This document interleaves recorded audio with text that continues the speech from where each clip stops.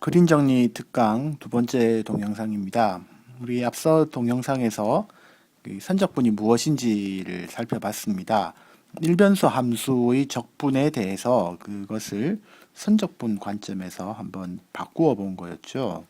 그래서 우리 기존에 알고 있던 이 적분이 사실 t0, t1 그리고 함수를 ct 를 적분하는 거죠. 그런데 뒤에 그 폭을 나타내기 위해서 직사각형의 폭을 나타내기 위해서 C'T가 붙고 이제 DT로 적분하는 이런 형태가 되었습니다.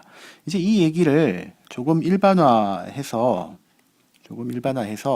3차원 공간에서 한번 생각해 보겠습니다. 그러니까 사실은 정확히 말하면은 이변수 함수에서 지금 해보려고 하는데요. 문자 두 개, 그러니까 두 문자 x하고 y에 대한 함수가 하나 주어졌다고 생각하겠습니다. 높이에 해당하는 걸 z라고 하죠. 그러면 x하고 y 평면, xy 평면에 있는 한 점이 주어지면 그 점에 대해서 값이 하나 있으니까 그 값을 이제 z 쪽에 그리면 높이가 만들어지겠죠. 그럼 그 점들을 쭉 다 모으면 여기에 마치 하나의 이런 곡면이 하나 그려진다고 생각할 수 있겠습니다. 이런 곡면이 만들어지겠죠.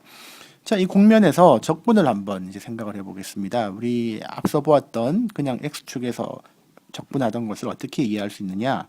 x축에서 a부터 b까지 적분을 하는 거죠. 여기에 a에서 해당하는 점이 있을 거고요. b에 해당하는 점이 이렇게 하나씩 만들어지겠죠.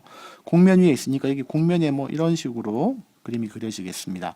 그럼 우리가 적분을 한다는 것은 요 아래쪽에 있는 요 부분의 넓이를 구하는 거죠. 우리는 어떻게 구하는지 잘 알고 있습니다. 직사각형을 만들어서 직사각형들의 넓이를 다 더해주면 되는 거죠. 그리고 직사각형의 폭을 좁혀가면 됩니다. 그런데 이 얘기를 좀 더 일반적으로 얘기하면 꼭 이렇게 x축 위에 선이 놓일 필요도 없죠. 여기 다른 곳에 곡선이 이런 식으로 놓여서 이 곡선 위에서 적분을 생각해 볼 수도 있습니다. 그러니까 이 점 위에 뭔가 이 곡면 위에 점이 하나 찍힐 것이고 이 점 위에 또 점이 하나 찍혀 있겠죠. 이 곡선 위에 있는 점들마다 선들이 이렇게 해서 곡선을 따라 곡면을 따라 이렇게 만들어질 거고요.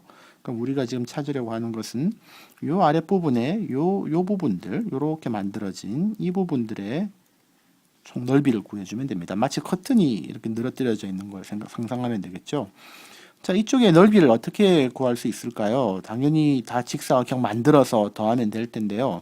높이는 아까 여기 보았던 FCT 꼴로 만들어지겠죠. 시간이 쭉 흘러가면서 시간이 흘러감에 따라 점들이 쭉 움직일 텐데 그 점들마다 높이가 만들어질 테니까요. 그게 여기 있는 FCT로 표현이 되겠습니다. 문제는 직사각형의 폭이 될 텐데요. 그냥 일변수 함수에서는 뭐 등분할한다든지 이렇게 할 수 있지만 여기는 조금 얘기가 다르죠. 이 적곡선을 따라 움직이고 있으니까 그냥 직선 모양은 아니란 말이에요. 이런 경우에 이 곡선 부분을 어떻게 처리할 것이냐? 여기에 사실은 기본적으로 이 미분의 아이디어가 다 들어 있는 거죠. 이제 우리가 관심 있는 건 이렇게 생긴 곡선이 하나 주어지면 이게 이제 CT로 주어졌다고 하겠습니다. 곡선 위에 여기를 이렇게 끊어가지고 여기 요 끄는 선들 위로 요 짤막짤막한 선들 위로 직사각형들을 이렇게 세웠다고 생각하고 걔들을 쭉 더하는 거죠. 마치 뭐 블라인드 같은 걸 생각하면 뭐 어떨까 싶습니다. 그렇게 만들어서 다 더하는 꼴이니까 이제 문제는 요 폭들을 구해야 돼요. 이 폭을 어떻게 구할 것이냐? 아까 우리 일변수 함수와 마찬가지로 각 점마다 움직이는 속력을 구해주면 속력 곱하기 시간 간격을 해주면 그러면 요 길이가 만들어지겠죠. 그러니까 요 근사한 요 선분들 하나를 각 지점마다 속력이 있으니까 그것들을 다 더해준다고 생각하면 되겠습니다. 그러면 지금 주어져 있는 곡선이 CT라고 주어졌는데 이 CT라고 준 이 곡선이 속력을 어떻게 만들어낼 것이냐면 얘를 미분하면 만들어지잖아요. 그러니까 C'T를 하면 각 점마다 속력이 나타날 것이고 거기에 간격인 델타 T만큼씩 곱해주면 그러면 요 선분들의 길이가 나오고 거기에 함수의 값들을 곱해주면 되는 거죠. 이렇게 하면 우리 원하는 직사각형들의 모양들을 찾을 수가 있습니다. 이제 얘들을 다 더해준다고 생각하면 우리 그걸 적분이라고 부를 수 있겠죠. 이 경우는 아까 우리 일변수에서는 A부터 B까지 뭐 dx 이렇게 불렀는데 이 경우는 표기를 조금 바꿀 필요가 있습니다. 그래서 이렇게 나타내겠습니다. 이제 적분을 할 거예요. 적분을 합니다. 곡선 C를 따라 함수를 적분합니다. 이렇게만 쓰는 경우도 있긴 한데 보통은 이제 길이에 대한 것이다 라고 해서 뒤에 적분 요소라고 해서 뭐 ds 같은 이런 걸 기호를 하나 써줍니다. 그냥 아무것도 안 쓰면 적분 기호가 좀 어색하죠. 우리 항상 적분 기호 쓰고 무엇에 대해 dx 이런 걸 붙이니까 같은 식으로 ds 이렇게 하나 붙였습니다.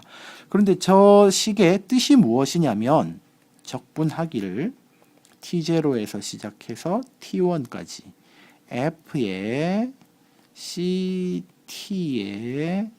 자 이렇게 하고 적분 함수는 저렇게 생겼고요. 아까 직사각형의 폭들을 곱해야 되죠. 그러면 미분하면 나오겠네요. 그런데 아까 CT라고 부른 곡선들이 미분을 하면 실제로 나오는 건 벡터잖아요. 그 각 점마다 접하는 벡터들이 나오니까 사실은 여기에 적어야 되는 것은 C'T로 끝나는 게 아니고 이렇게 해주면 되겠죠. 그러면은 속력을 빠르기를 나타내는 벡터, 속도라고 우리 부르죠. 걔를 절대값을 구하면 벡터의 크기를 구하면 속력이 되고 거기에 이제 dt를 붙이면 되겠습니다.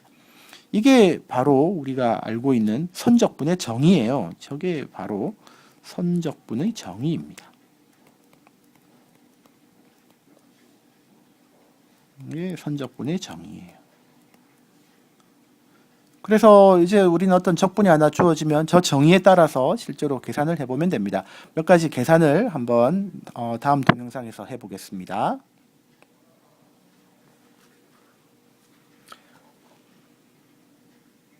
화면을 조금 키워볼까요? 여러분들 보기 편하게 이렇게 생겼습니다.